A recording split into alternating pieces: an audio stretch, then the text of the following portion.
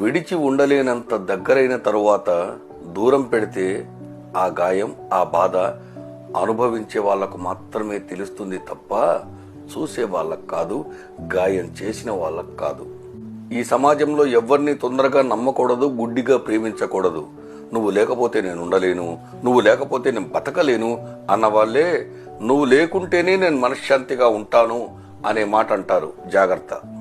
నిజాయితీతో కూడుకున్న నిజమైన ప్రేమ ఓడిపోతుందో లేదో తెలియదు, కానీ ఖచ్చితంగా ఒంటరిని మాత్రం చేస్తుంది.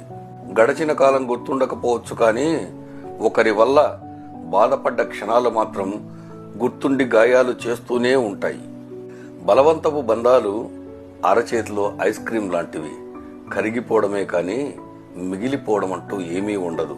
అలాంటి బంధాలకు దూరంగా ఉండటమే మంచిది.